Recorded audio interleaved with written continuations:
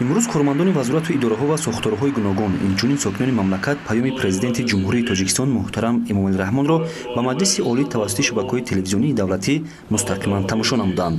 Дар толори марказии вазорати корҳои хориҷии ҷумҳурии тоҷикистон роҳбарон ва кормандони вазорат дастаҷамона баргузории ҷаласаи якҷояи маҷлиси миллӣ ва маҷлиси намояндагони маҷлиси олии ҷумҳурии тоҷикистонро ки дар он паёми навбатии асосгузори сулҳу ваҳдати миллӣ пешвои миллат президенти ҷумҳурии тоҷикистон муҳтарам Эмомалирраҳмон дар бораи самтҳои асосии сиёсати дохилӣ ва хориҷии кишвар баён гардид, мустақиман тариқи шабакаҳои телевизионӣ тамошо карданд.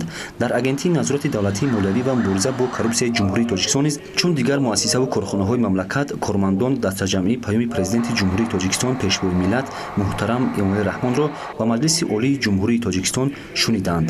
зимни ирояи паёми худ пешвои миллат муҳтарам Эмомалирраҳмон таъкид доштанд ки расидан ба сулҳу оромӣ, суботи сиёсӣ ва ваҳдати миллӣ ва бо ҳамин роҳ аз хатари нобудӣ наҷот додани давлати тоҷикон ва аз парокандагии эмин нигоҳ доштани миллати тоҷик дастоварди бузургтарини таърихии мо дар замони соҳибистиқлолӣ мебошад ки ба он маҳз бо шарофати дастгириву пуштибонии самимонаи мардуми шарафи тоҷикистон муваффақ гардидем. кормандони прокуратураи нақлиёти тоҷикистон низ аз ирояи паёми президенти мамлакат муҳтарам Эмомалирраҳмон бархурдор гардиданд.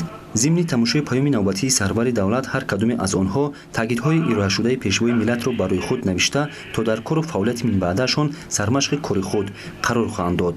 кормандони прокуратураи ноҳияи Шоҳмансур ҳам аз тамошои паёми навбатии президенти ҷумҳурии тоҷикистон муҳтарам Эмомалирраҳмон бархурдор гардиданд.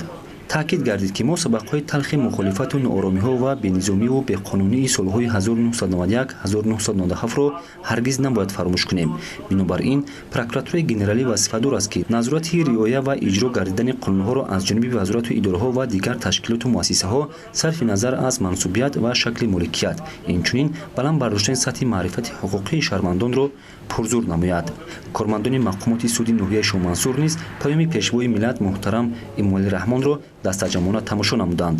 дар паёми навбатӣ таъкид карда шуд ки мақомоти судӣ бояд вазифаҳои хизматиашонро бо масъулияти баланди касбӣ иҷро карда баррасии саривақтӣ, ҳамаҷониба, пурра ва холисона парвандаҳои судиро ба роҳ монда қарорҳои қонуниву асоснок қабул намоянд ва ба ин васила ҳифзи ҳуқуқу озодиҳои инсону шаҳрванд, манфиатҳои давлат ва ташкилоту муассисаҳоро таъмин созанд.